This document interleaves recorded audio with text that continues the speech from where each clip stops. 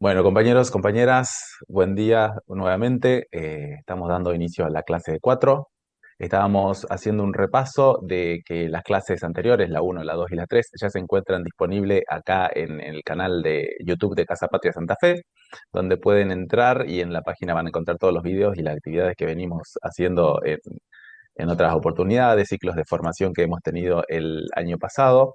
Lo importante que de este seminario es que vayan a la parte donde dice listas, que ahí están las playlists, digamos, la lista que fuimos haciendo. Esta fue del año pasado del observatorio, y esta es la que estamos haciendo ahora, que es el eh, seminario, un modelo justicialista para la gestión de lo público. Como pueden ver, bueno, esta es la clase 3, la que ya está cargada acá, que fue la de anoche justamente, viernes, y a la derecha van a encontrar clase uno, clase 2, clase 3, y así sucesivamente se van a ir cargando las restantes clases.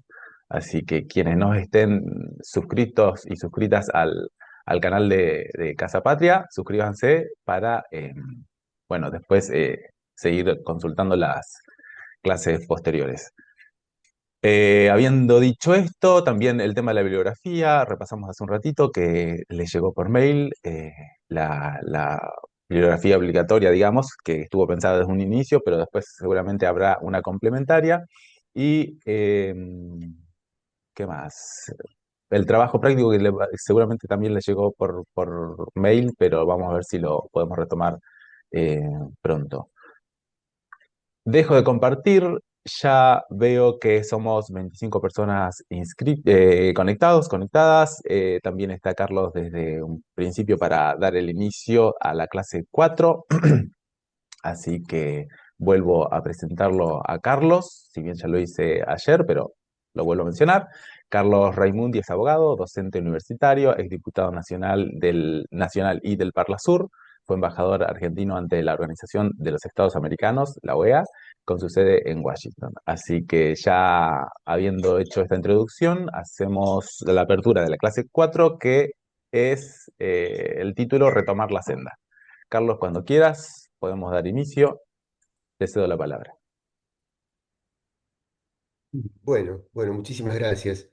Este, bueno, yo ayer le preguntaba a Cristian si iban a coincidir más o menos los dos auditorios para no reiterarnos, y además porque me parecía eh, lo más conveniente el orden que se estableció de ir de lo general a lo particular, es decir, de comenzar por un panorama internacional para después desembarcar en la región y que nos faltó ayer hablar un poquito de América Latina y en la realidad argentina.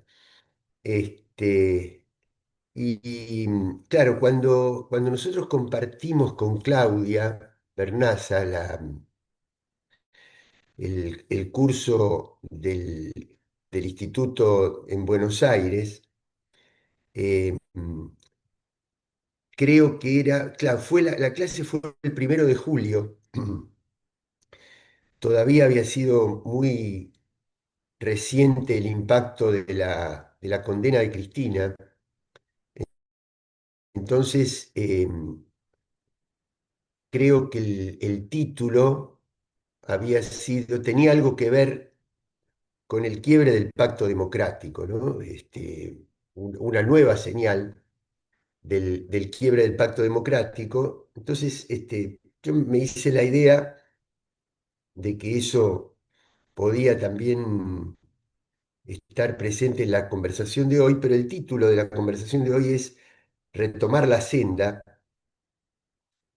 Obviamente que claramente vamos a retomar la senda, no cabe duda de que vamos a retomar la senda de un nuevo periodo nacional y popular, desde el punto de vista de los grandes valores que van a guiar seguramente una nueva gestión de gobierno nacional y popular. Valores que están, eh, que derivan o que descansan en toda esa gama de principios, de textos, de bibliografías y de acciones concretas que recién acabo de ver en la bibliografía del curso, ¿no? Porque si están los planes quinquenales, están las leyes que refundaron la etapa de la década ganada, reparando muchas de las cosas que se habían hecho, que se habían iniciado, como dijimos ayer, en la dictadura y luego se habían consolidado en la década de los 90. Esa senda apoyada en esos principios, en esos valores, hay que retomarla. Ahora, seguramente por todo lo que ha sucedido en el país y por todos los cambios que han moldeado esta nueva etapa, una cosa es retomar la senda de los valores y de los principios, y otra cosa sería repetir exactamente las mismas políticas. Esto segundo me parece más relativo. ¿Pero por qué? Voy a poner un ejemplo. Y les digo, esto quiero que me lo interpreten bien, que quede bien interpretado, quiero aclararlo lo mejor posible. El último libro mío se llama La noble igualdad, pero el subtítulo es Honrar la memoria, pero no vivir de recuerdos. Y no quiero que se interprete mal esto, porque no quiere decir negar, relativizar, cuestionar lo que se vivió. Todo lo contrario. Honrar la memoria significa reafirmar de modo contundente, categórico, definitivo, todos los valores, los principios y las políticas que se llevaron adelante en ese momento. Pero también tenemos que saber que desde que se deja el país el 9 de diciembre del año 2015 hasta ahora, han sucedido la suficiente cantidad de acontecimientos, tanto en el mundo como en la región, como en la Argentina, que impedirían replicar exactamente las mismas políticas. Quizás un ejemplo muy evidente es la ley de medios. ¿Cómo no retomar la senda del debate y de la acción concreta para la construcción de sentido en la Argentina desde una perspectiva nacional popular? Ahora, una cosa es retomar ese debate y otra cosa es replicar el texto de una ley del año sancionada, del año 2009, cuando desde el año 2009 hasta ahora ha existido un salto tecnológico y un salto en los hábitos de cómo se informa la sociedad, de cómo capta sobre todo la juventud, las noticias, las informaciones, etcétera, que harían un poco infructuoso el hecho de replicar o de reponer el texto de la ley, sino que lo que hay que hacer es adecuarlo. Y yo creo, y me adelanto a algo que lo pensaba decir más adelante, pero ya que estamos, lo planteo ahora, ¿no? Que yo creo que hay dos grandes universos que se han modificado mucho desde el año 2015 hasta ahora. El primero es el de la juventud. No digo primero o segundo por orden de prelación, lo digo antes que uno, antes que el otro, porque no puedo decir los dos al mismo tiempo. Es decir, a mí me tocó, yo era legislador cuando votamos el voto optativo para los jóvenes de entre 16 y 18 años, y era un momento de auge, ¿no?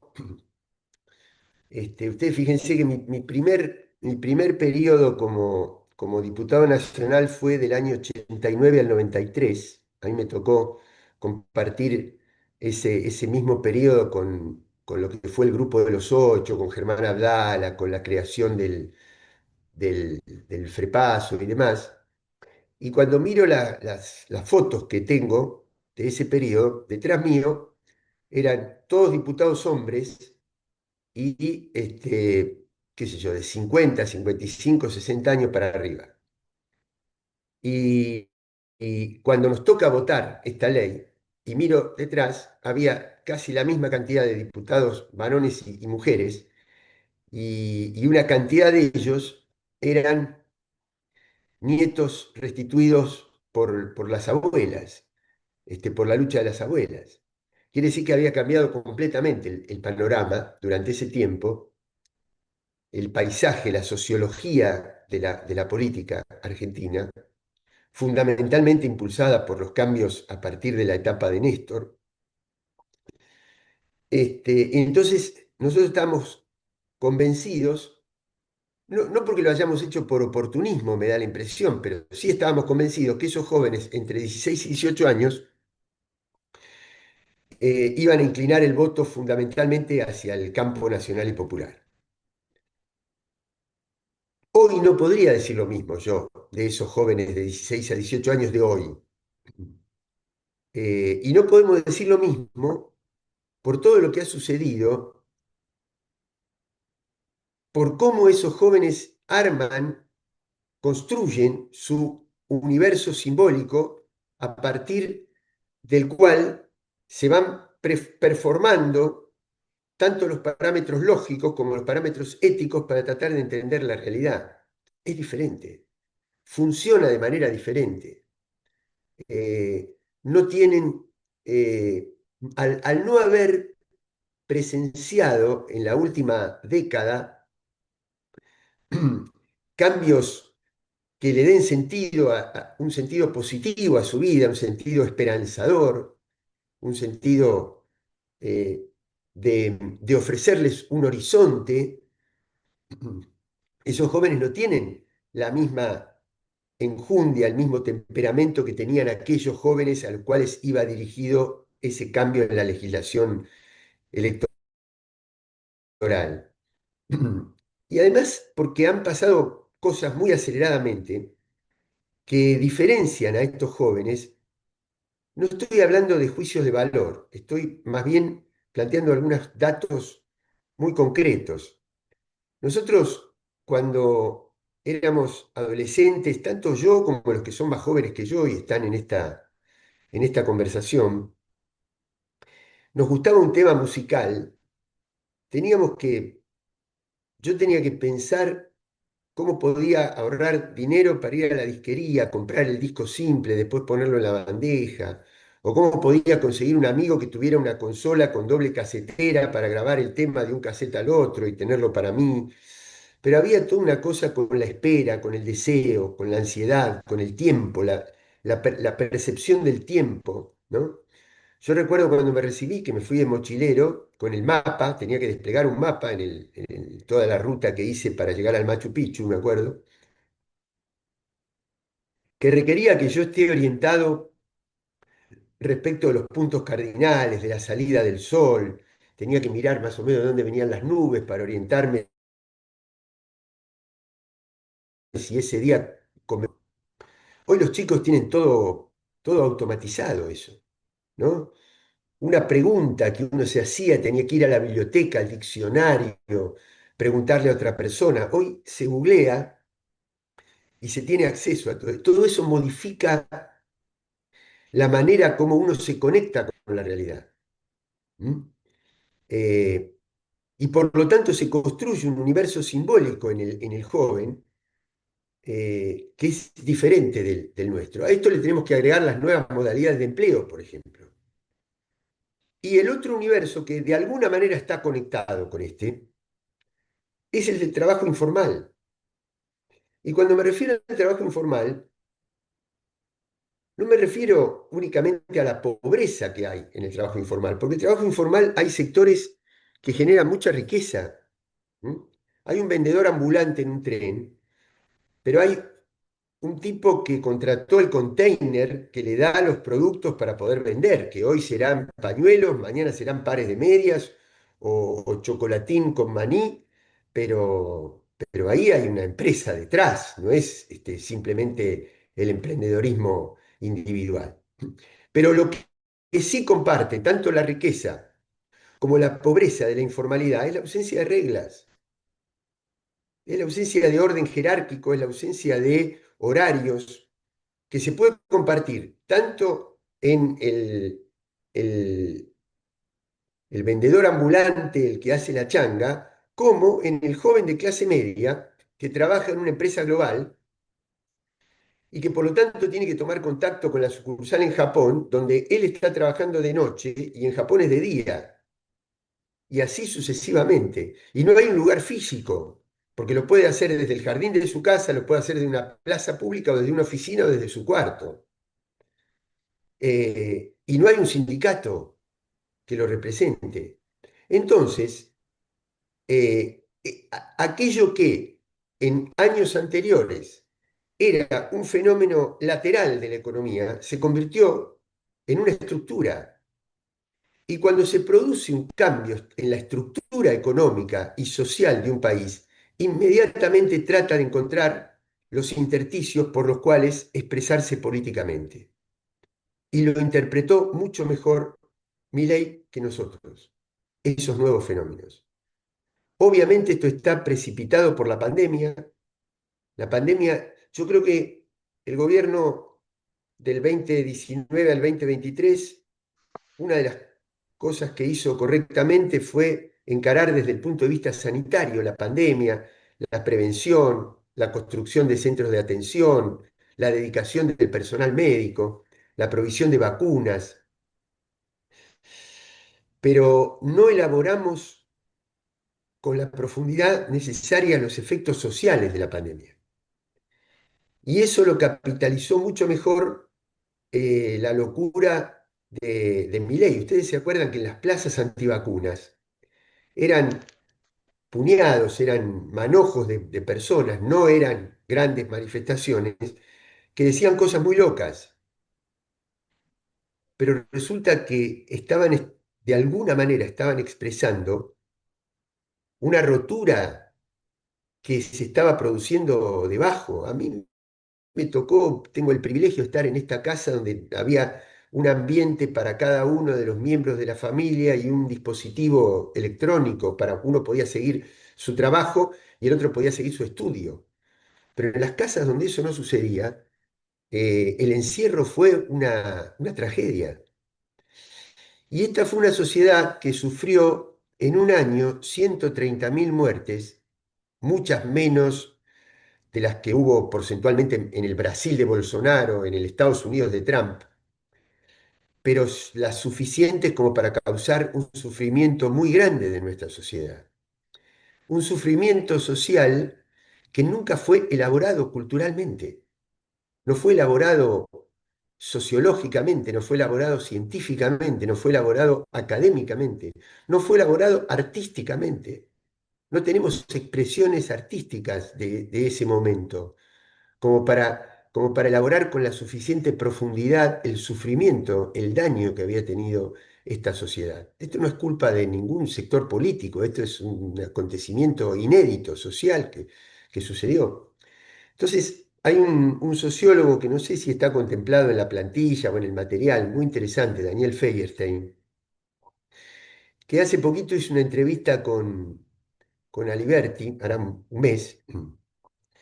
Entonces, él decía, entre otras cosas, puso como punto de referencia el debate presidencial. Yo recuerdo que todavía estaba en Estados Unidos cumpliendo funciones cuando fue el debate presidencial del 2023 y decía que para lo que sería el universo nuestro, eh, el ganador de ese debate fue Massa, porque argumentalmente, desde el punto de vista lógico, desde el punto de vista de la construcción de los juicios, de los análisis, era mucho más estructurado, más razonable, daba una perspectiva de más solidez de futuro, más allá del juicio de valor que uno haga, y que yo particularmente tengo de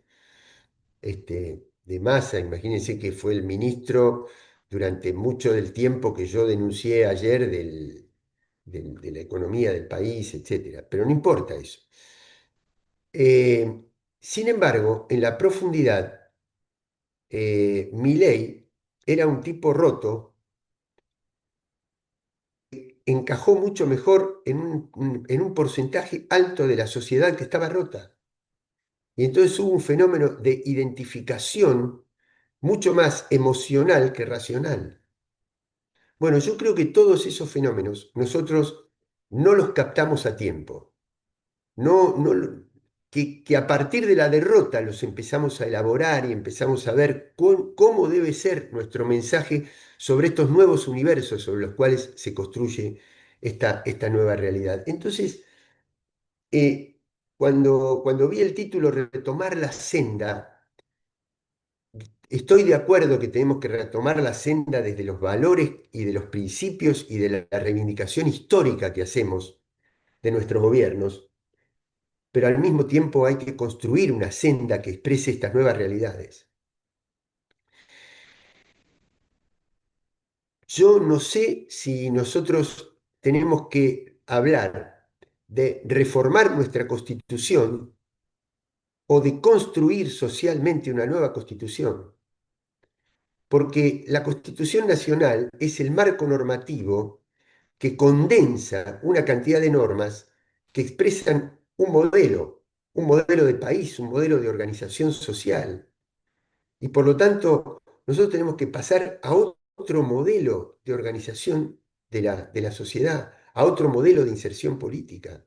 Eh, y lo último, y esto retomando una pregunta que nos hacíamos en aquella clase con Claudia del 1 de julio, y era si la condena a Cristina, que a mi manera de ser, a mi manera de ver, fue el último eslabón que nos ataba con el pacto del año 83, era una anomalía del sistema o era lo que expresaba la caducidad definitiva del sistema. Esa condena no fue una anomalía, esa condena era el objetivo que tenía el sistema. ¿Por qué digo esto? Porque si uno lo interpreta como una anomalía, lo que hay que hacer es restablecer el orden anterior, es trabajar, corregir la anomalía y retomar el orden anterior. Y yo creo que esa condena es el corolario de un proceso que llevó a eso, como objetivo buscado. Por lo tanto, para retomar la senda, lo que hay que hacer es tratar de comprender que estamos ante el final de un pacto democrático y que tenemos que retomar un nuevo, que tenemos que encarar un nuevo pacto democrático, fundado obviamente en los valores históricos, pero además atendiendo a todos estos nuevos acontecimientos y a todas las nuevas herramientas que tiene el enemigo para trabajar. Porque entonces, ahí, si ustedes me permiten, bueno, voy a tomar algo, Carlos, sí, Carlos, te hago un comentario que justo esta semana Marilyn esbozó un concepto que fue el de que tenemos que resetear la democracia y que tiene que ver algo con lo que vos estás diciendo ahora, componer la democracia, resetear la democracia. No sé si tiene algo de parecido a lo que estás diciendo vos, pero ella decía que eso solo se logra con coraje. Pero, ¿qué significa esto de que vos estás diciendo de refundar la democracia? ¿Cómo le refundamos la democracia? Porque la institución democrática sigue, está vigente. ¿A qué te referís cuando estás hablando de esto, de refundar? En esencia, ¿qué querés decir, digamos? bueno, sí, me parece central eso y la verdad que era lo que iba a tratar de desarrollar. Sí, sí, enseguida te digo cuál es mi punto de vista. Yo creo que la conversación de hoy puede tener puntos mucho más polémicos que la de ayer. Este, pero bueno, eh, miren, lo que pasa es que, ¿de qué se trató? Ustedes recuerdan que cuando se produce el atentado a Cristina el 1 de septiembre del año 22, desde nuestro campo, una de las conclusiones, una de los conceptos que elaboramos es, se quebró uno de los puntos centrales del pacto refundante del año 83, que era la no utilización de la violencia para eliminar al adversario político, ¿no? Eso había sido quebrantado. En este último, con la condena, y junto el atentado con la condena, por esa otra idea, fuerza que nosotros construimos, que era muerta o presa, ¿m? La bala que no salió, la condena que sí saldrá, ¿no? Es decir, forma parte del mismo fenómeno, del mismo fenómeno. Y este último eslabón que se quiebra es el que ya no hay un mínimo, pero el mínimo indispensable a nivel molecular de imparcialidad en el sistema judicial. ¿Mm? Es decir, se quebró el pacto de la no violencia, se quebró el pacto de la imparcialidad de la justicia y se están quebrando muchos otros. Se quiebra cuando el día 2 de abril, nada menos que el 2 de abril, simbólicamente, el presidente de la Argentina plantea que los isleños tienen derecho a pronunciarse sobre cuál es el sistema bajo el cual deben vivir. Se quiebra el pacto de que la autodeterminación no vale para una población invasora, vale para un pueblo autóctono que se quiere independizar de una colonia ocupante. Pero aquí la colonia ocupada es la Argentina y la población ocupante son los isleños, por eso no pueden tener autodeterminación. Pero resulta que lo dijo el presidente de la República. Ustedes saben el impacto en la diplomacia internacional como antecedente. Imagínense que un primer ministro británico haya dicho alguna vez, me parece que los argentinos tienen razón. Eso después se utiliza en todos los foros. Es terrible, es terrible. Es decir, se ha roto todo. Se ha roto la idea de la unidad latinoamericana, bueno, etcétera. Ahora, permitidme retrotraerme, no es que quiera eludir la respuesta, al contrario, lo que quiero hacer es todo lo contrario, es darle una construcción a la respuesta. En lugar de dar una respuesta contundente en una oración, tratar de irnos aproximando para entender la idea. Yo pertenezco a una generación que tomó una idea que por algo Alfonsín concitó en el año 83, el entusiasmo que concitó, y él fue capaz en aquel momento de sintetizar una idea en esa frase: con la democracia se come, se educa y se cura. Con eso él le estaba dando a la democracia una cierta connotación no únicamente institucional, sino también social, ¿no? Es decir, con la democracia se come, se educa, se cura, quiere decir que había un aspecto social ahí en esa idea. Y esa idea estaba basada en lo siguiente. Cuando uno analizaba históricamente los golpes de Estado que había sufrido la Argentina en 1930, 1955, 1966, 1976, más allá del juicio de valor de cada uno, ¿no? Uno no puede, obviamente que yo sé que en esta pantalla no se puede valorar igual el golpe del 66 que el del 55, pero lo que sí hay un dato en común es que con cada golpe de Estado, con cada interrupción de la vida institucional del país, había un retroceso económico y social.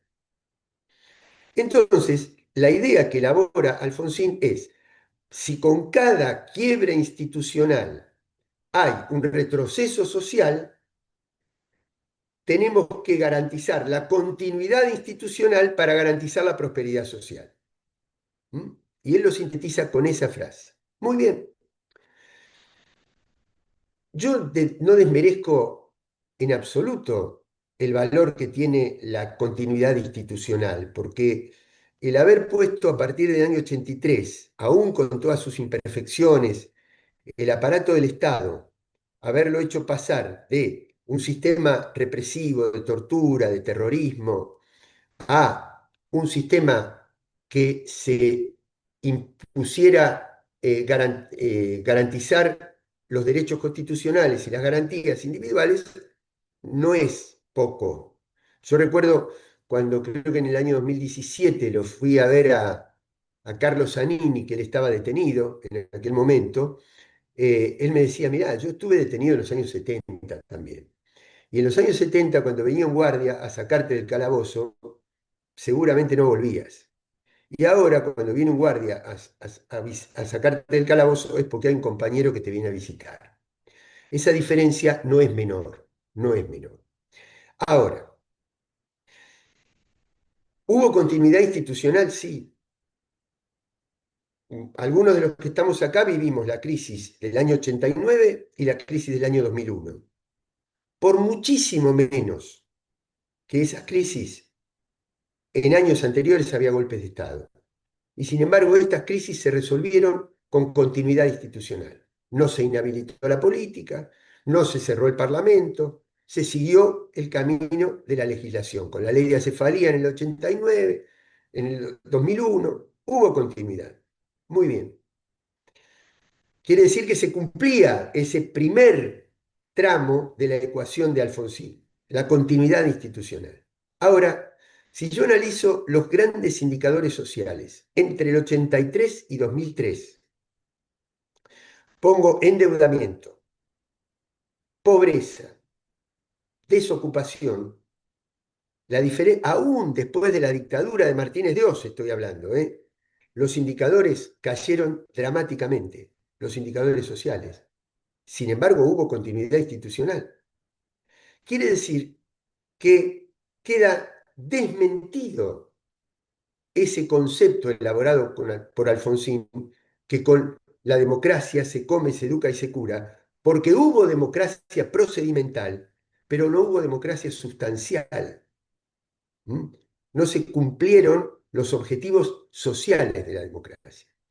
Y yo recuerdo también, permítanme una digresión, cuando en el año 87 se produce el, el primer intento de desestabilización en Semana Santa y lo lleva a Alfonsín a negociar con los militares la ley de obediencia debida.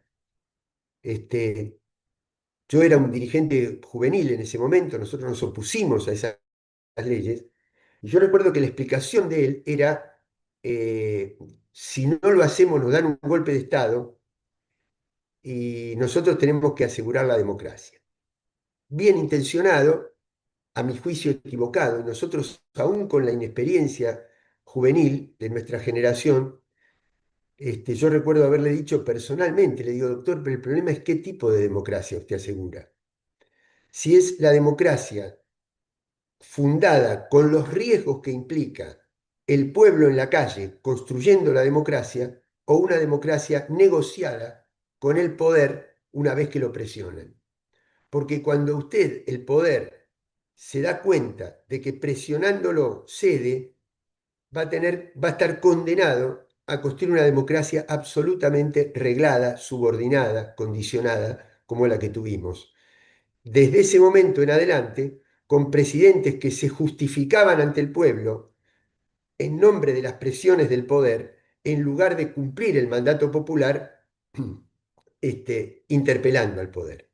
Y ese es el corte histórico que en el año 2003 hace Néstor Kirchner.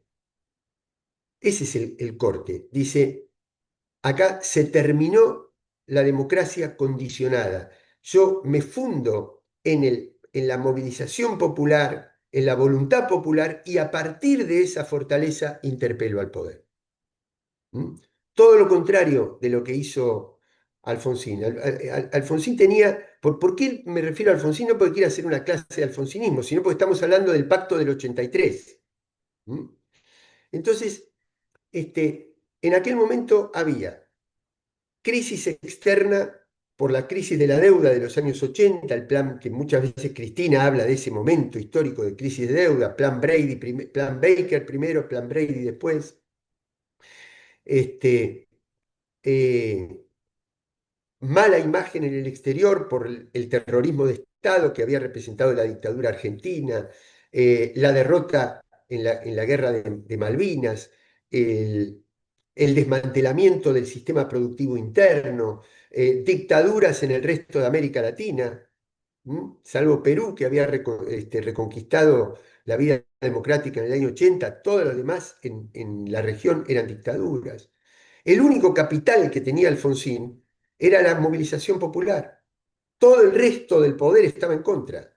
Era la movilización popular para equilibrar y con eso había ganado la elección. A eso renunció.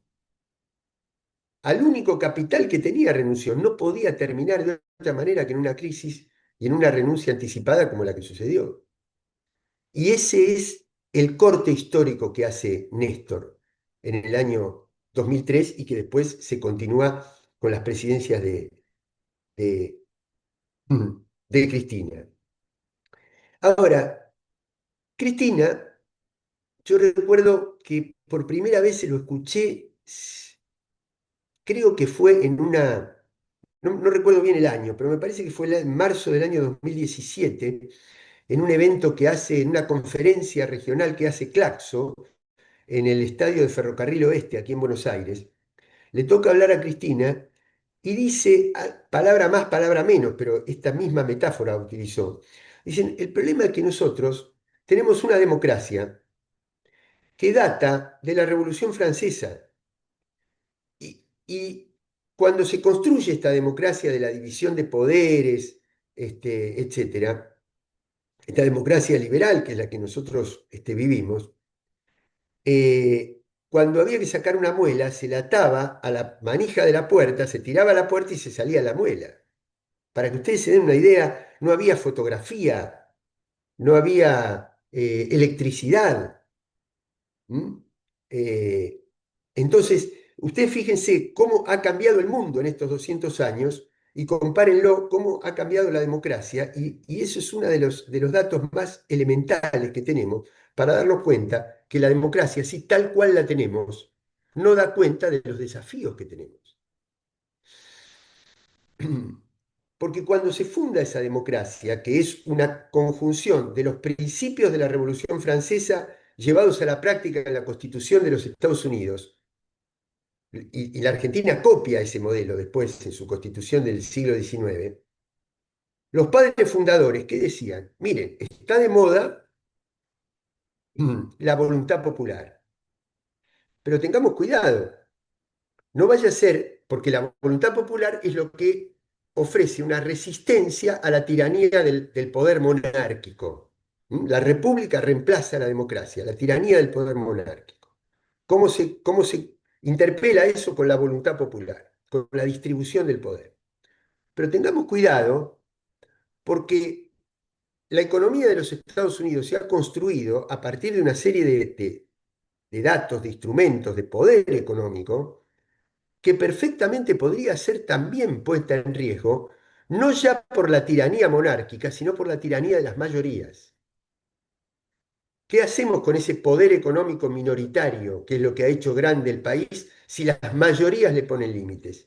Entonces, dicen, preservemos un poder contramayoritario, que es el poder judicial, que tiene rasgos contramayoritarios, es decir, tiene que ser vitalicio, es hereditario, se imparte desde el palacio y no cobra y no paga impuestos. Es decir, el poder para controlar a los poderes democráticos es un poder que conserva serios rasgos monárquicos, que es el poder judicial contramayoritario. Este poder judicial contramayoritario es el que termina de cerrar el circuito para la ruptura de todos los pactos con el lawfare y la condena de Cristina. Quiere decir que esto que el sistema judicial hay que reformularlo. ¿Pero por qué? Porque tal cual lo tenemos, es porque además como está combinado, porque de aquella democracia que tenía por objeto ser la contrafigura del abuso de la monarquía, el sistema político, el sistema social y el sistema económico del capitalismo dentro del cual nosotros nos movemos evolucionó de tal manera que hoy la democracia, tal como la tenemos, es mucho más permeable al poder económico que a la voluntad popular. Pero ¿por qué hay cosas que son producto de la realidad? Ni siquiera yo me creo ninguna. ningún iluminado por decir estas obviedades que voy a decir. Mm. ¿El pueblo vota en la Argentina? Sí, claro que vota. Vota. Y más allá de la irregularidad en una mesa electoral, en una mesa de una escuela, no hay fraude electoral.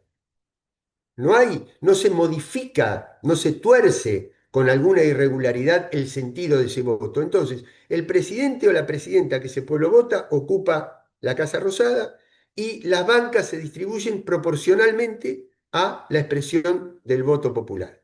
¿El sistema vota? Sí. ¿Funciona? Sí. Muy bien, uno toma estos indicadores que le decía hoy. ¿Hay más crisis? Sí, hay más crisis. ¿Hay más endeudamiento? Sí. ¿Hay más pobreza? Sí. Entonces uno dice, pero si el sistema electoral funciona y hay cada vez más crisis y más empobrecimiento, ¿quiere decir que la gente votó eso? No, el pueblo no votó eso. El problema es que todo el sistema de mediaciones tal cual están, al ser una democracia únicamente representativa y no participativa, y no democracia profunda, popular, con protagonismo popular, con verdadera soberanía popular ejercida cotidianamente y no únicamente en los procesos electorales, la democracia queda mucho más expuesta a la presión de los grandes terratenientes que de los campesinos, de los financistas que son los que tienen la propiedad de las exportadoras que del productor rural. Pero es lógico que sea así. ¿Quién va a tener más poder para actuar sobre la democracia, para incidir sobre el sistema político tal cual lo tenemos? Una energética que cobra la tarifa en dólares y además tiene la libertad de girar las utilidades a su matriz del exterior, o la pobre familia que no puede pagar la tarifa. ¿Cuál de los dos va a presionar más a la democracia? Quiere decir que hasta que no se toquen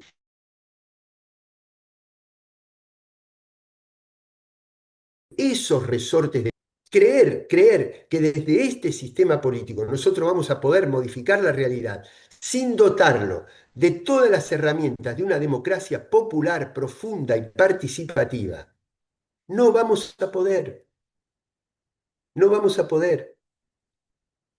¿Por qué?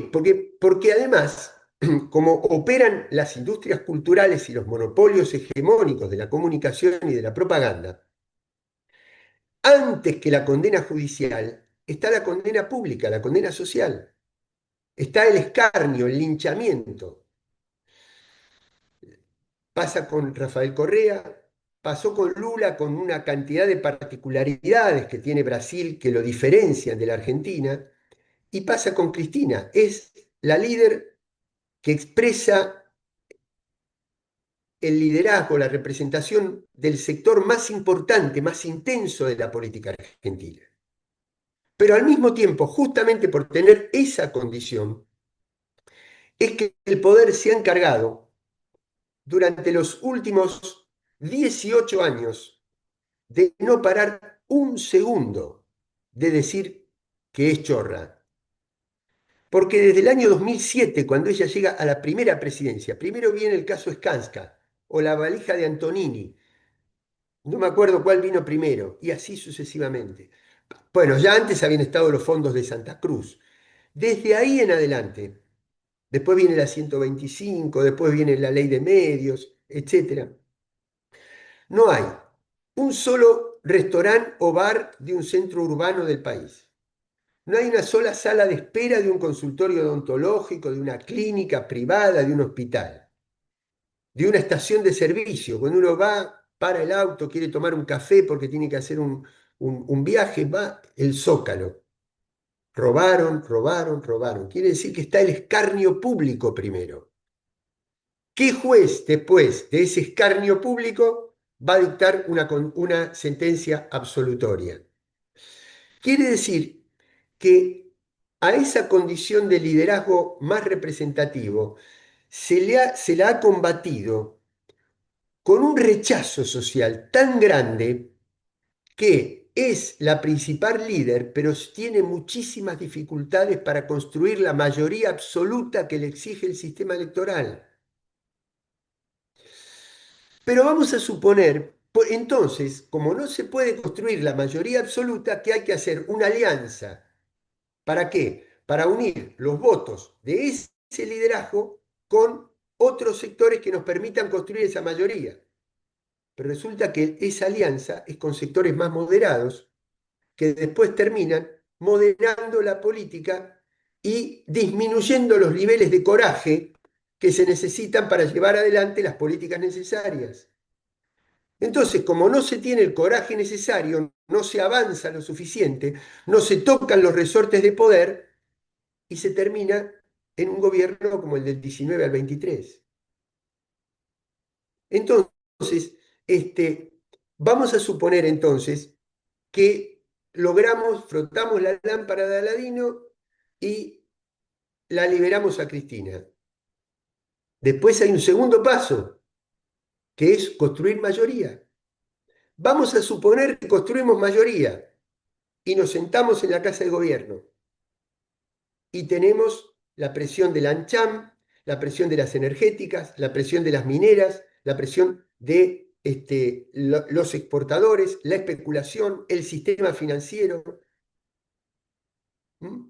Es decir, no hay forma de retomar la senda si no se cortan los eslabones de la matriz estructural del poder que obtura la posibilidad de un cambio democrático profundo. Varias veces, como me ha tocado conversar o hablar de América Latina, eh, este, por ejemplo, en la última elección de Uruguay, sí, ganó el Frente Amplio.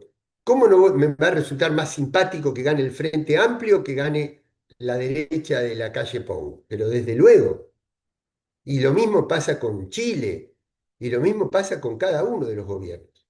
Pero el problema no es cuál es la fuerza política que gana, sino si esa fuerza política que ganó, al administrar la cuestión pública, la cuestión del Estado, es capaz de quebrar o no esos condicionamientos estructurales que obturan la posibilidad de una democracia plena. Eso es lo que está en disputa. Y por eso yo puedo negociar en términos de lo que decía recién Tato de Marilyn, yo puedo negociar distintos aspectos del programa. El único que no puedo negociar es el coraje, porque estamos en una cantidad de trampas muy fuertes. A ver, y voy redondeando para después dar lugar a un intercambio. Voy a hacer las dos este, reflexiones finales. Miren, si yo tomo nuestra vida cotidiana, nuestra vida cotidiana, eh, me levanto, me quiero lavar la cara, me quiero hacer el aseo personal, tengo que tomar productos de tocador. Después quiero ir a desayunar, tengo que ir a sacar una caja con los cereales, la leche, las galletitas. Y después tengo que lavar la vajilla y tengo que tomar los productos de limpieza. 95% de nuestra vida cotidiana está monopolizada por tres grandes transnacionales, Unilever, Johnson y Procter Gamble. Los que ven televisión, los chicos lo hacen en YouTube, en otras plataformas, pero ustedes vieron que ustedes ven el programa de los MasterChef, por ejemplo, o de La Voz, y antes de que le den el ganador final, tienen una tanda publicitaria de 25 minutos.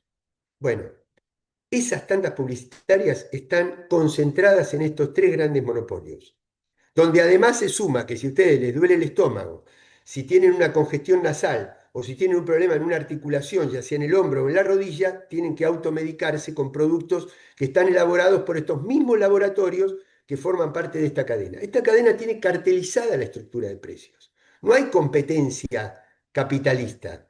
Hay carteles que dicen, yo no tengo el precio de acuerdo con mi estructura de costos, sino que lo cartelizo con vos para garantizar un margen de ganancia. Cuando llega un gobierno como el de Cristina, que quiere poner en cuestión esto, inmediatamente desabastecen el mercado, crean problemas, presiones devaluatorias, riesgo país, título catástrofe, inestabilidad. ¿A quién culpa la gente de esa inestabilidad? Al gobierno, no a los monopolios, porque no lo sabe. Entonces, nosotros, los docentes que queremos dar esta mirada desde las universidades públicas, hay un 0800 para denunciarnos por adoctrinamiento. Ahora, cuando hay un laboratorio que adoctrina durante 25 minutos por día, todas las noches, en horario récord, eso no es adoctrinamiento. ¿Cómo reconstruimos para retomar la senda?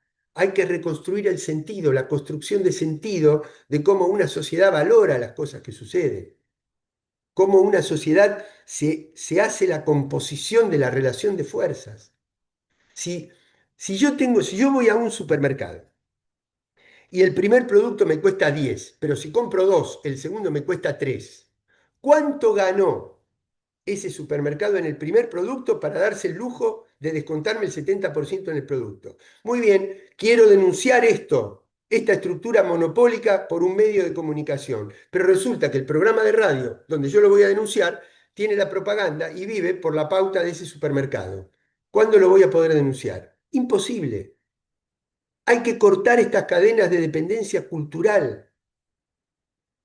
Si no, no vamos a poder retomar, vamos a creer que retomamos la senda, vamos a ser impotentes otra vez, vamos a quedarnos a mitad de camino y entonces el desencanto no va a ser únicamente con la derecha, sino también va a volver a ser con nosotros. Quiere decir que para retomar la senda hay que reconstruir el pacto democrático desde nuevas estructuras de poder, que impliquen, por ejemplo, yo digo, es decir, esto significa, y aquí va el inicio de la respuesta, esto significa negar la democracia que tenemos. No, no significa negar la democracia que tenemos. Significa profundizar la democracia que tenemos. Significa acompañarla de otras medidas, de otros instrumentos que garanticen la participación popular. Miren, ya hace unas semanas, Parrilli saca un documento, un video, pero él denuncia que a lo largo de la cuenca del río Limay están las tres empresas, Piedra del Águila, Alicurá, Chocón, Cerros Colorados, que proveen del 40% de la energía a toda la Patagonia y cobran el megavatio hora a $70, pero tributan como si ese megavatio costara $19. Una evasión impositiva estructural, estructural. ¿Mm? Entonces implica quebrar esa estructura de poder económico. Es decir, cuando Cristina dice el problema es la economía monetaria y el endeudamiento crónico, eh, hay que capturar dólares. ¿Cómo hacemos para capturar dólares? ¿Solo de los dólares de las exportaciones? No solo de los dólares de las exportaciones. También los dólares que genera la economía interna de la Argentina, pero que se apropian de esa renta las grandes compañías multinacionales y externalizan esa ganancia y la convierten en paraísos fiscales y en fuga de divisas. Hay que controlar el sistema financiero, segunda gran reforma, a la judicial, a del sistema de medios, el sistema financiero. Y Cristina, en la carta que escribe en febrero del año 24, la de las tres crisis de deuda, si ustedes recuerdan bien, la tienen presente, sobre el final de esa carta, ella dice cuáles son las cosas que hay que enderezar porque se habían torcido. Y habla del sistema de salud, del sistema educativo, de las relaciones de trabajo, y no implica flexibilidad laboral. Implica dar cuenta de las nuevas formas de trabajo, de las nuevas formas de empleo, que hay que ir trayendo hacia el lado de la informalidad absoluta a la a ciertos niveles de regulación y de solidaridad de clase. Y habla de las normas del problema de la inseguridad. Y obviamente en una provincia como la de ustedes, la provincia de Santa Fe, hay que revisar cómo se organiza el modelo agropecuario, cómo mantener un equilibrio entre que el modelo agropecuario no puede estar fundado en la renta financiera de los monopolios, pero al mismo tiempo nosotros tenemos que recuperar mayorías en la zona núcleo, en el corredor productivo, Mendoza, Córdoba, Santa Fe, Entre Ríos, porque no se puede gobernar un país si esos sectores productivos son nuestros enemigos.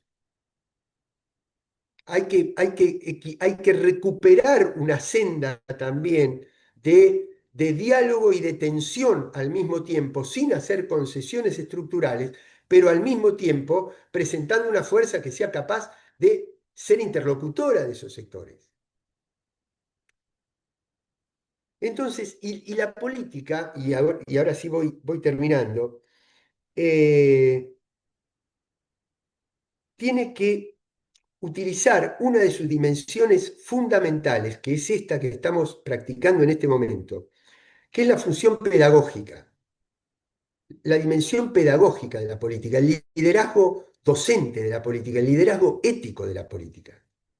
Pero no plantándose desde un pedestal de verdad para bajar línea, no, la política que va a ser docencia siendo interlocutor a lo Paulo Freire, docencia compartida, aprendiendo del interlocutor, tomando sus elementos, escuchando más que bajando línea con arrogancia, con altanería. No, se terminó esa etapa. Se terminó esa etapa. Ahora, ¿qué cosas tenemos que decir para hacer docencia política? A ver, pero yo digo, tan difícil es que nuestro pueblo nos entienda. Vamos a suponer que yo soy una multinacional de la industria agroquímica, que produzco semillas, fertilizantes. Entonces, tengo un capital, tengo una patente de conocimiento, un derecho de propiedad intelectual y tengo trabajo para realizar. Y lo aplico en la zona núcleo de la Argentina. Tengo una ganancia extraordinaria. Esa misma multinacional agroquímica va con ese mismo capital, con esa misma tecnología y con ese mismo trabajo al desierto. No solamente que no tiene ganancia, sino que pierde todo lo que invirtió. Quiere decir que la causa de la mega ganancia de esa multinacional es la riqueza natural, que es propiedad pública. Si esa riqueza natural es propiedad pública, ¿cómo el grueso de la renta va a ser apropiado por esa empresa, por ese monopolio multinacional privado? ¿Tan difícil es transmitir esto? Entonces, hay que pagarle por el capital invertido, hay que pagarle por el trabajo, hay que pagarle por el conocimiento tecnológico, lo que corresponde, pero no la mega renta, porque la mega renta es propiedad pública. Argentina, y si lo pusiéramos a escala latinoamericana, sería ya un sueño de los libertadores. Tiene cientos de establecimientos entre militares, civiles, académicos, gubernamentales, establecimientos de propiedad pública de medicamentos. No tomen los medicamentos más sofisticados, para eso están los laboratorios. Pero para las patologías más elementales, un mercado unificado de 500 millones de habitantes. Producir medicamentos públicos para la población, para las patologías centrales. Y en el caso de la Argentina, distribuir entre el sistema hospitalario, el PAMI, el sistema de obras sociales y el sistema de prepagas. Sistema unificado. Se baja 100% el costo de los medicamentos. ¿Cómo no enamorar al pueblo con una propuesta? Tan difícil es que la gente adhiera a una propuesta de esa si la militancia la tomara como bandera cotidiana y saliera puerta por puerta a decir cuáles son las bases de un nuevo proyecto democrático. Tan difícil. El sistema de medios. La comunicación es un derecho público. Yo veo ahora que como le hicieron este juicio a los periodistas, está muy bien fundarse en que los periodistas tienen que tener libertad de expresión. Eso es inamovible. Cristina se bancó todo por la libertad de expresión. Además de haber hecho el proyecto, no hecho el proyecto, transformado en ley la derogación del delito de calumnias e injurias para los periodistas. Ese es un costado del derecho. El otro derecho es que el pueblo tiene derecho a tener la información. No es solamente que el periodista tiene que tener libertad para expresarse, sino que el pueblo tiene que tener libertad para saber. Es decir, la comunicación es un derecho público y el espacio, sea cable, fibra óptica, antena, digital, satelital, es un espacio público. Si un derecho público que es de propiedad pública se transporta por el espacio público, la renta de la comunicación tiene que ser pública, no privada. Tan difícil es entender eso. El derecho de propiedad. El derecho de propiedad. ¿Quién puede no estar de acuerdo en que hay que sancionar los delitos contra la propiedad privada individual? Se trate de que a una señora le roben la pensión cuando la va a cobrar al banco, que cada vez son menos porque se cobra de otra manera, o de un laburante que no le roben la bicicleta, o de un tipo de clase media que no le roben el auto. ¿Cómo no voy a estar de acuerdo en que se sancionen los delitos contra la propiedad privada individual? Pero hay que construir un código penal que sancione los delitos contra la propiedad del pueblo. Si estos tipos recibieron la cantidad de dólares que recibieron, lo valorizaron financieramente y se lo llevaron del país, lo que hicieron fue robar la propiedad pública de caminos, de escuelas, de hospitales, de obras de infraestructura.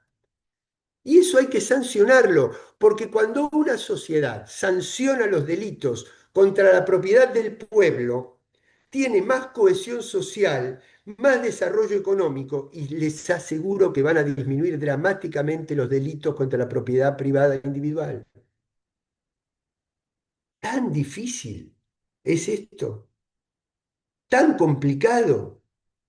Entonces creo que hay que fomentar y multiplicar todas estas cosas para que la militancia las tome como bandera y profundice la democracia y no solamente caminemos desde la ESMA a la Plaza de Mayo cada 24 de marzo, sino esa energía y esa fuerza militante, ponerla cotidianamente al servicio de la docencia pública y de volver a interpelar a nuestro pueblo. Y hoy hay posibilidades por dos razones. Primero, porque el bloque emergente que conversábamos ayer a nivel geopolítico está construyendo nuevas instituciones. Es decir, yo froto la lámpara y la libero a Cristina. Froto por segunda vez la lámpara y logro que Cristina logre mayoría y vuelva a ser presidenta de la República. Pero después hay que salir del Fondo Monetario. Y hace 15 años no había alternativas al Fondo Monetario. Hoy sí. Hoy sí, hoy hay un mundo emergente que está construyendo nuevas instituciones financieras. ¿Mm? Por lo tanto hay. Y con esto sí termino, este, eh, al haberse encarecido por los aranceles el comercio mundial, cuesta más caro lo que yo tengo que vender y cuesta más caro lo que yo tengo que comprar. Si cuesta más caro lo que yo tengo que vender, tengo que levantar el salario del mercado interno para poder vender en el mercado interno lo que no puedo vender afuera. Y tengo que desarrollar un proyecto industrial de reindustrialización para fabricar adentro lo que no puedo importar de afuera porque me sale más caro.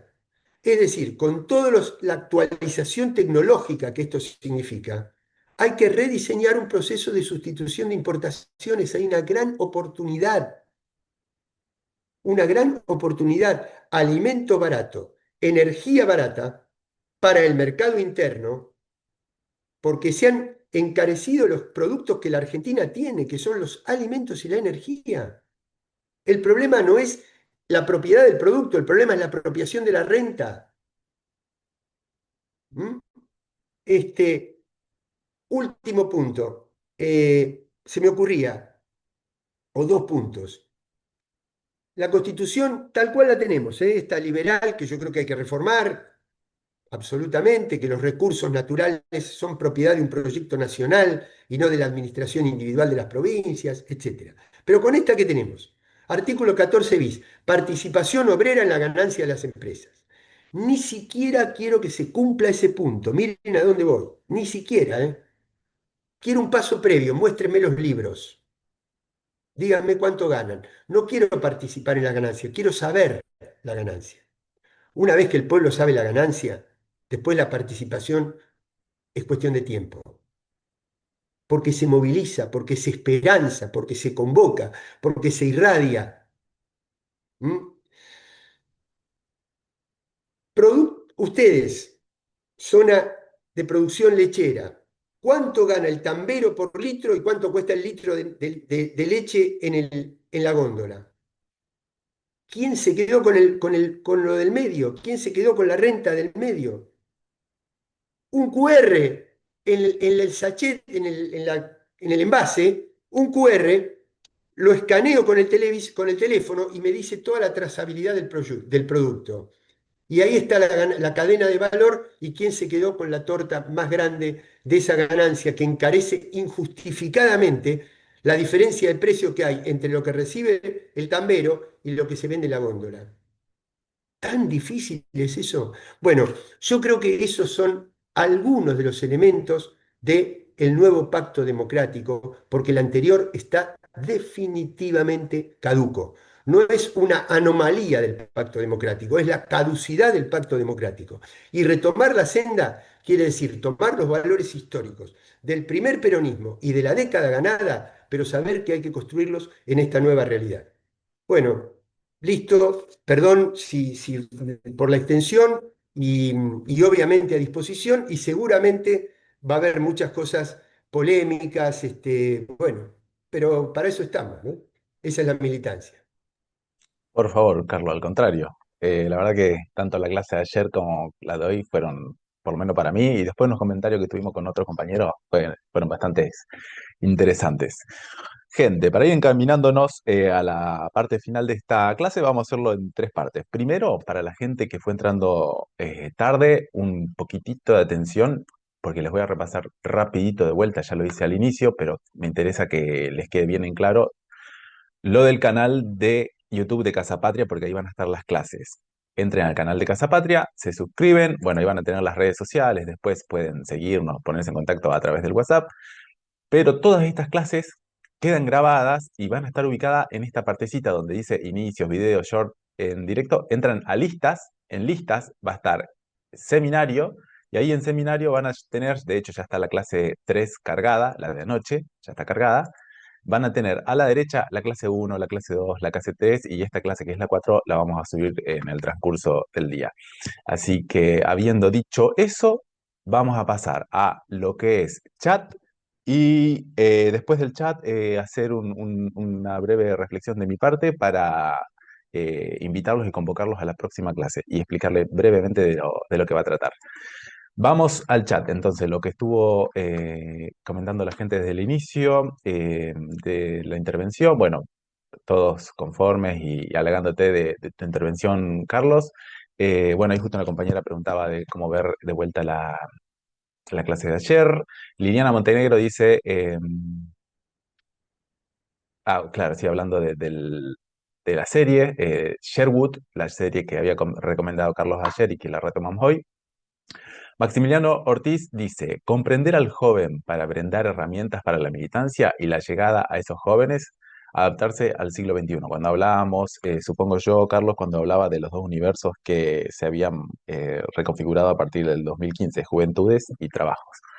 Después, Sandra Hernández dice, cuando la gente pierde la esperanza en la política, aparecen estos tipos como Adolf Hitler, Mussolini y Milei, que son fascistas. Después, de vuelta, Liliana Montenegro, la derecha y Milei capitalizó el odio y las frustraciones de una sociedad que la pandemia fragmentó. Nos debemos la reflexión sobre los efectos en la larga duración que tuvo la pandemia. Después, está el link de asistencia, gente, por favor, pueden acceder y poner el presente. Maximiliano Ortiz de vuelta dice, en uno de sus comentarios, de sus mensajes, Cristina dijo, en todo caso, me arrepiento de no haber sido lo suficientemente inteligente o amplia para convencer o persuadir que lo que estábamos haciendo, construyendo era lo mejor para millones de argentinos. Liliana Montenegro también hace referencia a la reforma judicial como la que hizo Médico, que es imprescindible. Tato Mata hace una pregunta, Tato, después si querés aprovechar el micrófono y reformularla o plantearla mejor, no digo que esté mal planteada, pero aprovechar que tenés el micrófono. Con el cambio de boleta única, ¿seguís sosteniendo lo mismo? Para explicarlo por ahí en qué parte de No, la charla. Cris, lo que quería decir era que Carlos manifestaba, digamos, la seguridad del sistema democrático, que no hay fraude, que no hay posibilidad de desconfiar en la democracia. Y bueno, ante los nuevos cambios que introdujo este gobierno, yo le preguntaba si sigue sosteniendo lo mismo aún con estos cambios que introdujo el gobierno de Milei en el sistema. Bien, buenísimo. Bueno, más adelante otros comentarios, por ejemplo, Alberto Albergoli dice, y si la militancia es hablar con el otro, explicar, para lograr que nuestras ideas y el método se instale. Bien, la última dos comentarios acá, dice Juan Subiría, gracias Carlos, muy interesante tu charla, te pregunto, ¿todo quienes representan de alguna manera al peronismo tienen la misma visión que vos? En todo caso, ¿cómo se construye política pública desde las bases para su nueva construcción? Y otra pregunta de Victoria, dice varios comentarios. ¿Cuál sería el modelo democrático de América Latina? ¿La democracia participativa, tanto en lo interior de los partidos políticos como en la participación ciudadana en la aprobación de las leyes? Sustitución de exportaciones por el mercado interno, pero que esto pueda perdurar en los diferentes gobiernos. La última que pasa con la militarización en el Chaco, hoy bajo la figura del Ejército Libertador. Vicky, también si estás presente por ahí Varias y cosas. querés después tomar la Sí. palabra, por supuesto, lo podés hacer. Bueno, ahí repasé todo el chat. Si querés, Vicky, reformular, plantearlo con el micrófono, así Carlos puede hacer una síntesis de esos comentarios o aportar algo que haya quedado pendiente. Vale, gracias, Carlos, por la oportunidad y a todos, ¿no? Siempre por estos debates. No, me quedaba pensando en varias cosas de lo que habías expresado, Carlos, y justamente pensando en esto, varias cosas hicimos dentro del gobierno de Cristina para lograr esta democratización con la ley de medios, con la reforma al Poder Judicial a través del Consejo de la Magistratura, todas estas cosas que hoy sabemos que la mantienen presa, ¿no? Por todas estas acciones. Pero también vos hacías mención a esta democracia eh, griega, ¿no? O romana, qué sé yo.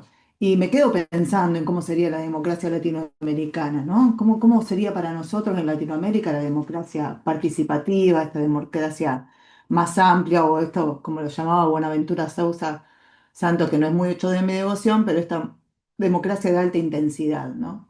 Y también pensar con lo que decía ayer el compañero, creo que Juan era, no nos escuchan, a la militancia tampoco nos escuchan. Bueno, ver cómo también democratizamos los partidos políticos internamente para que no tengamos esa sensación de que no nos escuchan. Yo he participado en varios proyectos de ley a nivel nacional en cuestiones ambientales como la ley de protección de los humedales, ¿no? Y fue una ley que nos abatalló muchísimo y que nos costó. Dos cosas tengo que decir al respecto de eso y quiero ser breve para no sacarle.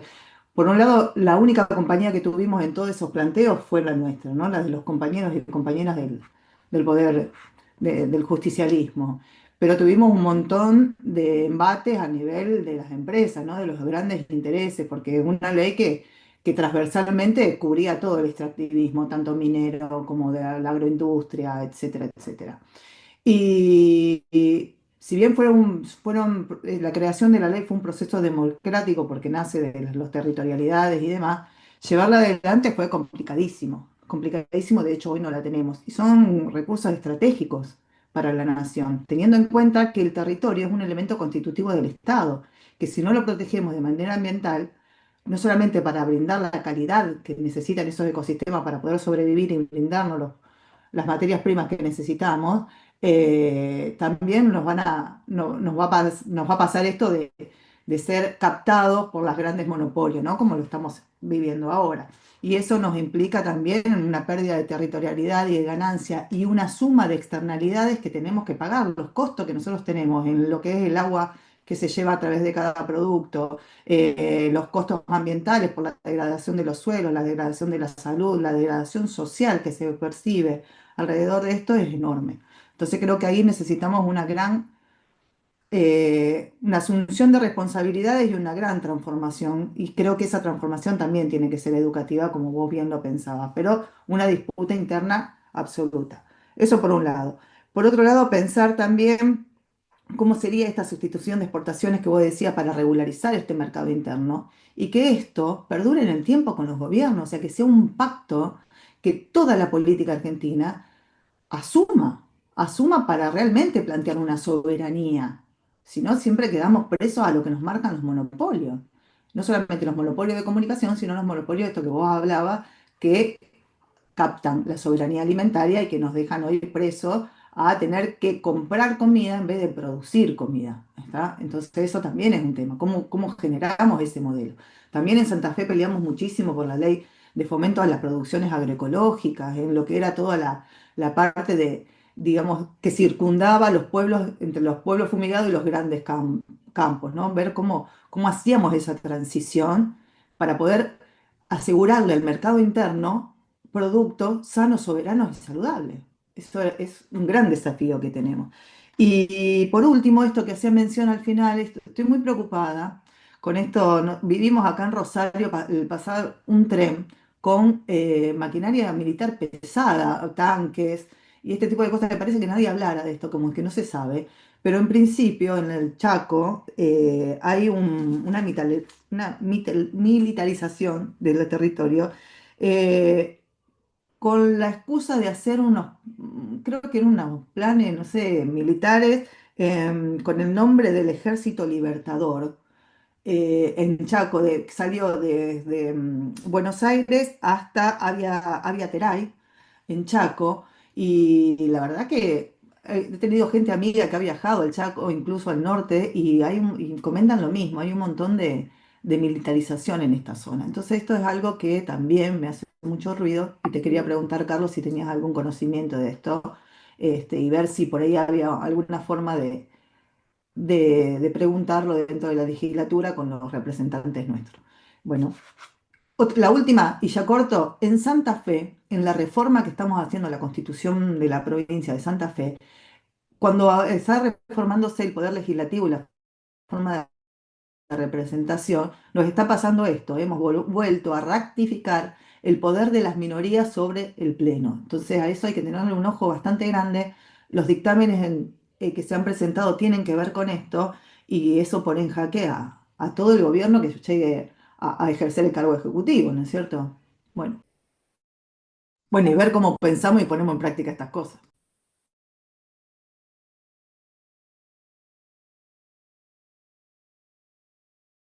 Buenísimo, Vicky. Interesante todo lo que planteas también. Carlos, ¿querés hacer un aporte, algo que quieras comentar tanto a lo que planteaba Tato con el tema de la boleta y Vicky con esto de la militarización y el territorio?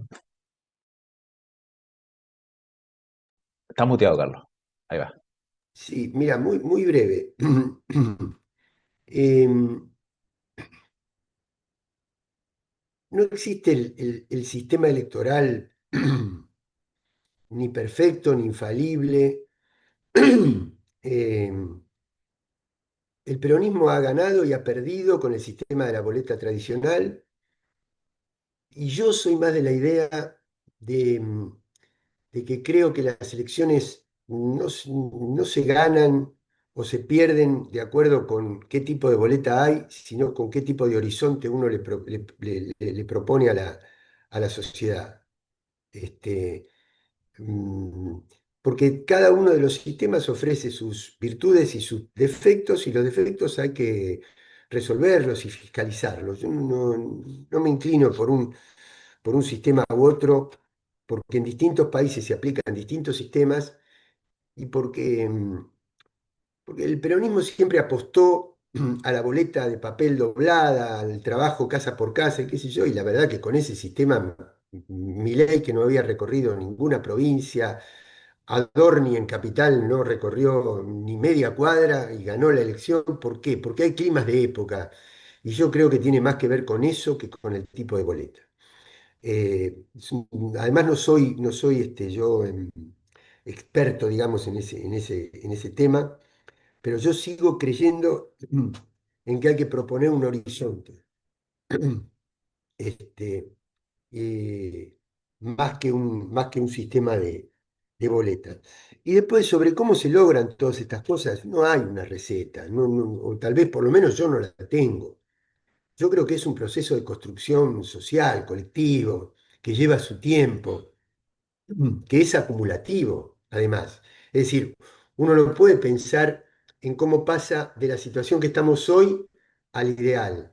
Tiene que ver cómo construye el paso siguiente. Y el paso siguiente te va a crear mejores condiciones para el tercer paso. Y así sucesivamente hasta que se va formando una conciencia. Hay momentos como este de crisis, de derrota, que, pero no es la primera vez que sucede ni en la Argentina ni en ningún otro lugar. Hay climas de época, hay momentos de época que sacan lo peor de nosotros. Y hay climas de época que contagian lo mejor de nosotros. Y por lo tanto las cosas parecen hacerse más fáciles. Lo que hoy parece difícil, si damos el paso siguiente y después el tercero y después el cuarto, se va haciendo diferente. Este, eh, yo creo, espérate, había pensado en algo. Bueno, ahora no lo recuerdo, pero, por ejemplo, dos temas que me quedaron pendientes, no los quiero desarrollar, pero Cristina en sus cartas y en sus últimos discursos plantea la cuestión de la educación pública, ¿no? El modelo de la educación pública. Obviamente pasarán sobre mi cadáver y sobre su cadáver, y nosotros jamás vamos a dejar de defender la educación pública. Pero yo creo que muchos de los jóvenes que hoy votaron a Milei han pasado por la educación pública. Quiere decir que hay un problema que para mí es mucho más grave que la presencialidad de los maestros, que habrá que discutirla también, y es la presencialidad, o mejor dicho, la presencia del pensamiento crítico. La educación pública abandonó, abdicó de profundizar el pensamiento crítico. Y entonces hoy tenemos chicos que han pasado por la educación pública y te dicen, ¿por qué lo votaste a Milei? Y porque es el que va a cambiar. O porque los otros robaron y este me propone una cosa distinta. Y es la educación pública. Quiere decir que a esas banderas que hemos defendido históricamente hay que redotarlas de mucho contenido. Lo mismo que el Estado. ¿Quién de nosotros renunciaría a defender el Estado?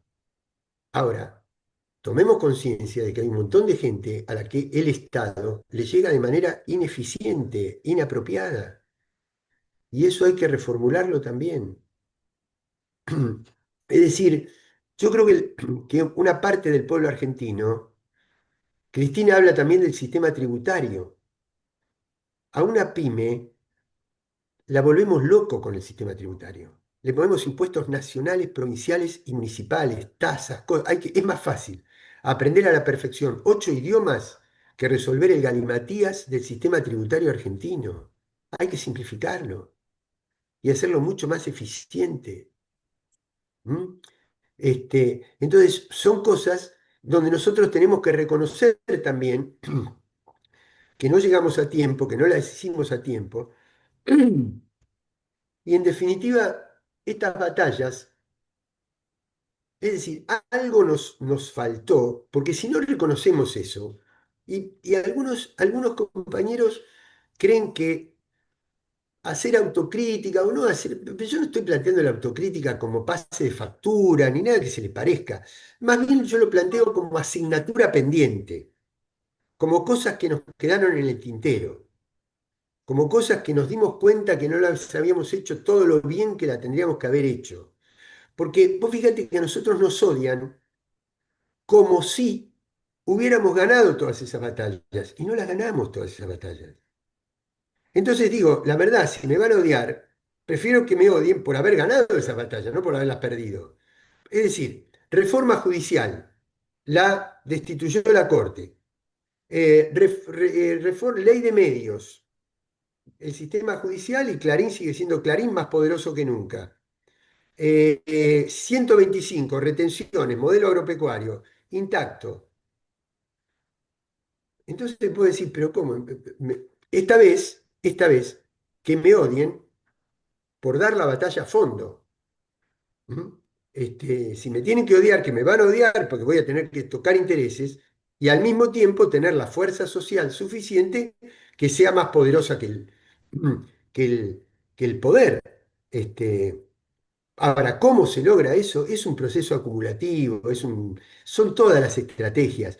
La- es la estrategia de formar una agenda pública alternativa, de hacerlo, es decir, nosotros tendríamos que tener ¿vieron cómo es el efecto que tuvo esa película de Francella? Bueno, nosotros tenemos que tener por vía del humor, por vía del teatro comunitario, por vía de la historieta, por vía de la literatura, por vía de la música, elementos alternativos, estrategias alternativas. Tenemos que tener la película que exprese que ese Homo Argentum que representa a Francella no es representativo del argentino y de la Argentina cabal, que hay otro tipo que sí representa una parte de la Argentina, pero que hay que interpelarla con otra parte de la Argentina.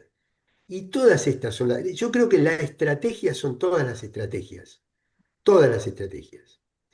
que es lo que Carlos, han yo logrado que los modelos que han sabido preservarse.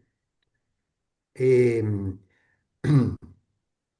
no quiero meterme en un terreno polémico, pero yo conozco todas las dificultades, todas las falencias y todos los abusos que tiene el modelo venezolano. No es que lo conozco, he pagado precios terribles para que me digan que yo defiendo dictaduras y todo eso. No es así. Donde hay una violación de derechos humanos hay que condenarla y las hay y se condenan y todo. Pero es un gobierno bajo asedio. Es un gobierno bajo asedio. Cuando un gobierno está bajo asedio permanente, endurece sus instituciones. No le podemos pedir, o sea, generamos una crisis humanitaria para que el pueblo sufra como si viviera en Ruanda y le pedimos los estándares de derechos humanos de Dinamarca. Es imposible.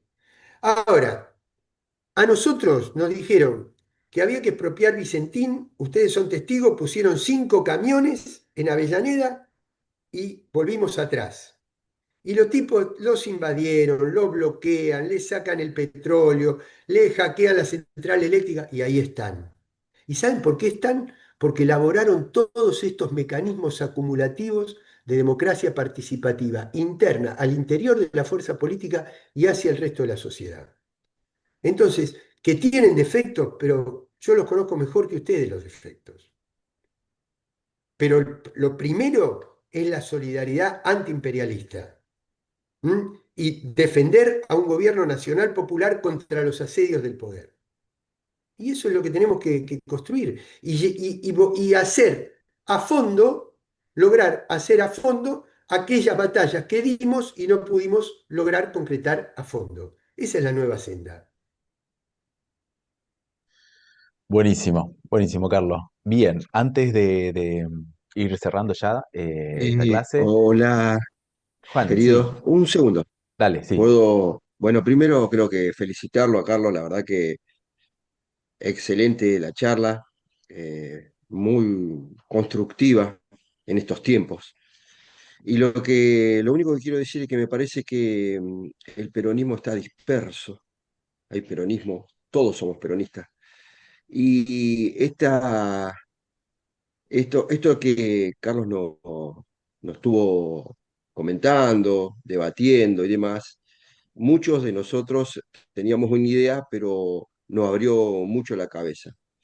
Yo creo que esto eh, como alternativa, se me ocurre ahora nomás así, se me cruzó por la cabeza, cómo no podemos plasmar en 20, 30 páginas algo de lo que Carlitos nos estuvo comentando y llenándonos de ideas, ¿viste? Y compartirlo con todos y cada uno de los compañeros que nosotros, en este caso los que estamos participando de este conversatorio, ir generando, porque hay mucha gente que mucho no entiende de las políticas públicas y por qué motivo estamos en esta situación, y no estaría mal esos libros que tanto nosotros hemos leído de Perón, que fueron constructivos y que hasta ahora tienen vigencia, pero que Carlos hoy en algún punto hace un giro.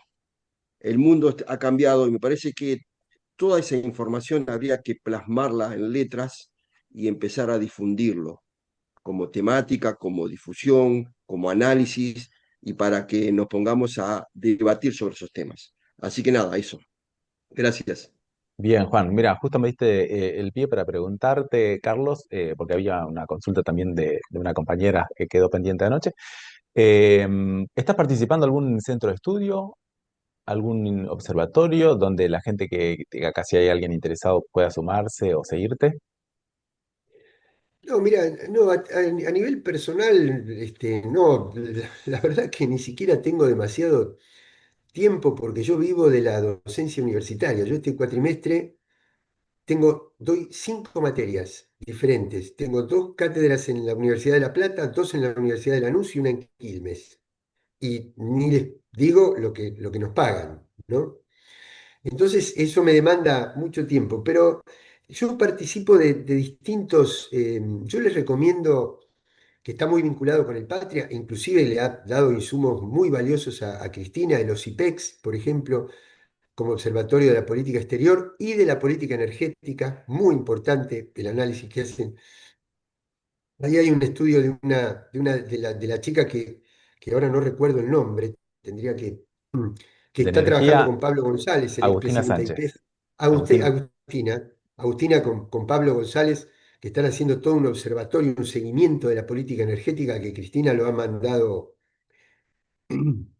lo ha expresado en alguna de sus charlas.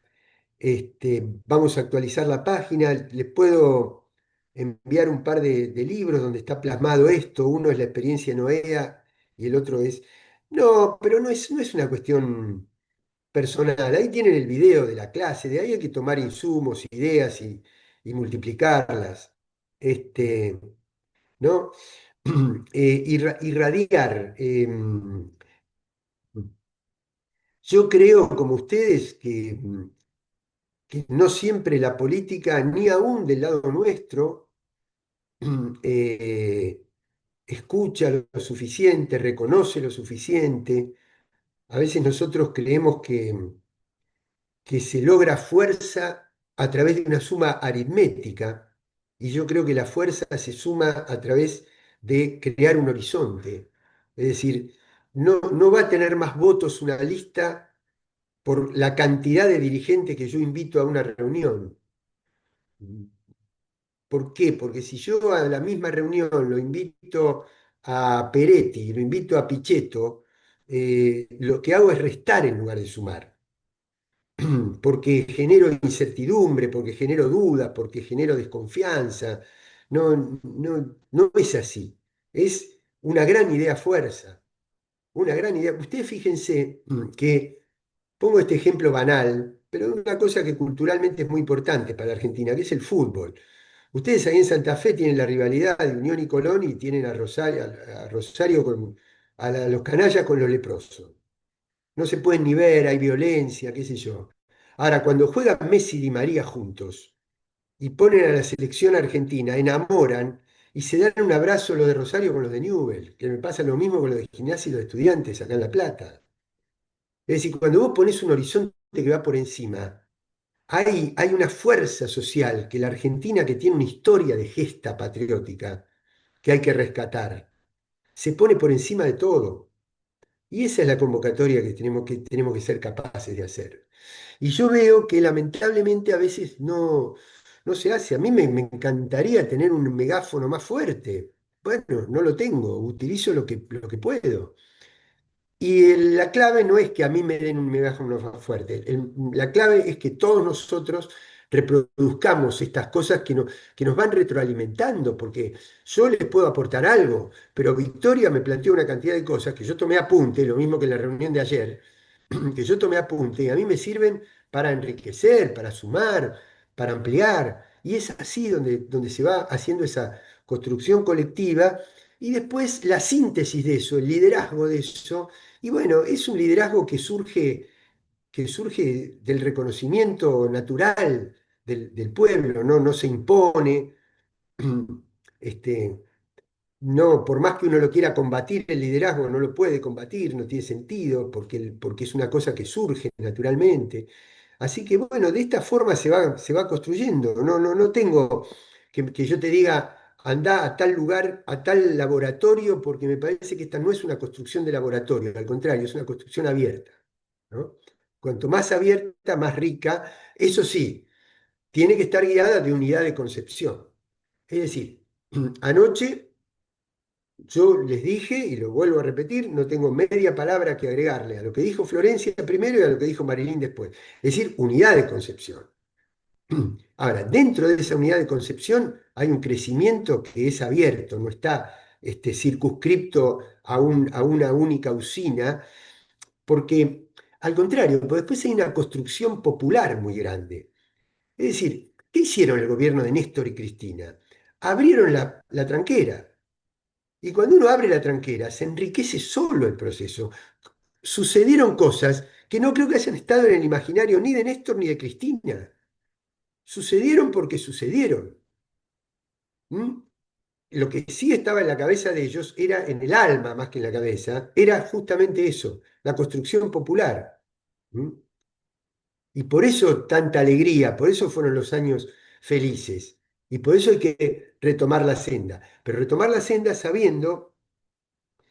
Y con esto quiero cerrar con una cosa, porque vieron que a veces se habla del péndulo, ¿no? Que ningún triunfo es definitivo, ninguna derrota es eterna. Sí, estamos de acuerdo.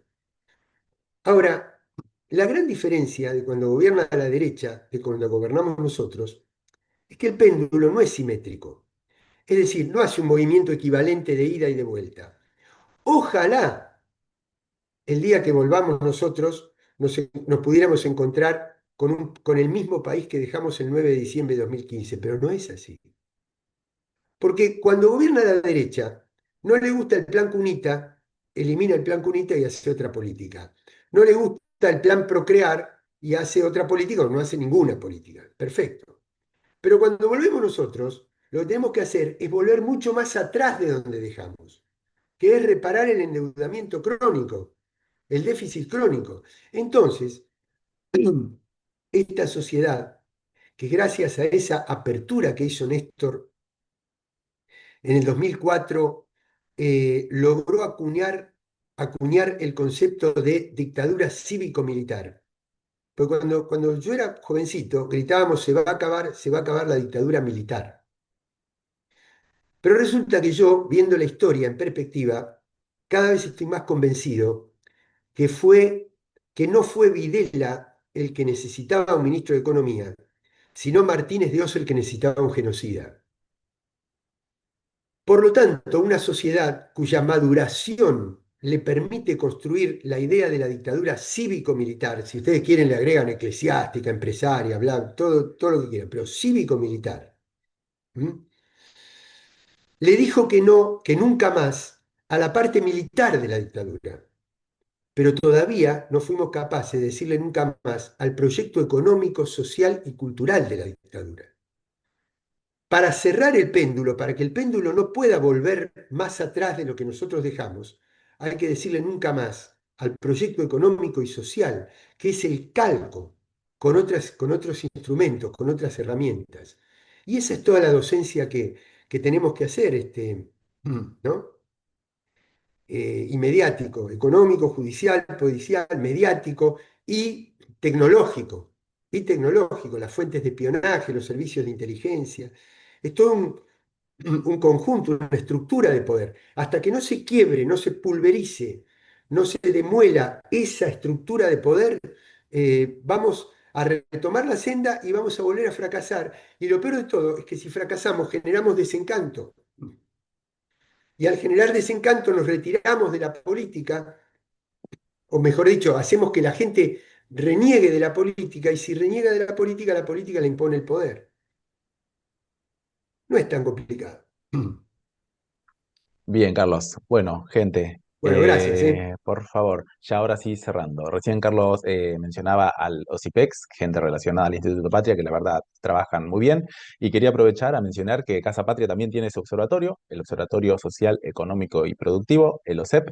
Así que aquellos que quieran y estén movilizados a participar de los informes, de los diagnósticos. De hecho, ahora estamos tratando de armar un breve informe sobre el diagnóstico del sector lácteo. No, no, que otra vez celular. Así que vamos a ver si preparamos pronto también una actividad. Creo que Mari va a estar en estos días en Santa Fe también para relacionarse con otro observatorio para seguir de cerca la situación del sector lácteo. Bueno, eso por una parte. Ahora sí, ya pasando a la parte final, recordarles que la próxima clase va a ser presencial, pero que la vamos a transmitir por Zoom, como estamos haciendo ahora. Va a ser presencial en Casa Patria Santa Fe, acá en Rosario, la Prida 1264. Va a estar a cargo de Silvia Bianchi, que es una antropóloga, antropóloga recibida de la Facultad de la UNR, de acá de Rosario. Y la clase que se titula Políticas Universales para la Justicia Social va a tener, por la formación de esta compañera, va a tener una perspectiva más filosófica, ya sea dentro del peronismo, para tratar de empezar a estudiar y a identificar un sujeto popular, a un Estado popular, a una cultura popular, y cuestionándonos justamente eso, qué entendemos nosotros por política, qué entendemos por universal, qué entendemos por justicia. Así que les anticipo que por ahí vayan pensando en esos conceptos, que se queden con esta pregunta, ¿qué es para nosotros lo universal? Porque lo vamos a plantear la clase que viene. Va a ser presencial, le dije, pero va a ser también participativa. Lo que esta docente quiere es que, por más que estén conectados por Zoom o que vayan y puedan acercarse a Casa Patria, lo que la docente va a querer es participación. Que entre todos tratemos de identificar a ese sujeto, a ese estado, porque justamente este seminario lo que está tratando es de pensar en un modelo justicialista para la gestión de lo público, así que justamente lo que hay que hacer es pensar a ese nuevo sujeto, bueno, que Carlos un poco hablaba también, ¿no? Cuando comparaba su juventud de comprar el disco, de esperar, de tocar las cosas, bueno, el sujeto que tenemos hoy es muy diferente, así que bueno, pensar en eso. La clase, creo que lo mencioné, va a ser el 19 de septiembre. Es decir, este fin de no, el próximo. Y el viernes siguiente, que sería el viernes 20, también va a ser presencial y esperemos que podamos contar con la presencia de Oscar Parrilli y que podamos también realizarlo en la Facultad de Humanidades. Así que va a ser una convocatoria un poquito más abierta y vamos a tratar de hacer llegar a la propuesta a más personas para que participen. Bueno, habiendo dicho todo esto, ya estamos llegando casi a las 12. No quiero olvidarme de la compañera Mary Kobrak, que siempre está ahí firme para la parte técnica y la habilitación de todas las salas que venimos haciendo por Zoom. Le agradecemos a ella también. A Carlos por habernos dedicado su tiempo de un fin de semana y traernos tanta data y tanto aporte que la verdad que este seminario eh, se lleva ese gran aporte de tu parte, Carlos. Yo no tengo más Cristian, palabras. Sí, déjame decir algo bien obvio. cortito y al final. Para liberar a Cristina, para reformar la justicia, para volver con una ley de medios ayornada, necesitamos ganar las elecciones. Por eso es muy importante este domingo ganar la provincia de Buenos Aires y es importante ganar en octubre. Así que si tienen familiares, amigos, conocidos en la provincia de Buenos Aires, mándenle un mensaje, que vayan a votar y que pongan la boleta celeste y blanca, porque es la única manera de empezar a torcer el rumbo desastroso que nos está llevando esta gente. Eso nada más. Excelente, excelente, compañero. Bueno, gente, ahora sí, hemos llegado al final. Gracias por compartir y por estar acá presente. Tanto Daniel como Marilyn les deja sus saludos y les agradece por haber seguido participando en este seminario, en esta clase. Así que Gracias, gracias a buen fin de todos, semana. nos Gracias estamos a viendo. todos. Buen fin de Chao, semana. compañeros. A todos Nos y a vemos la todas. próxima. Hasta la próxima.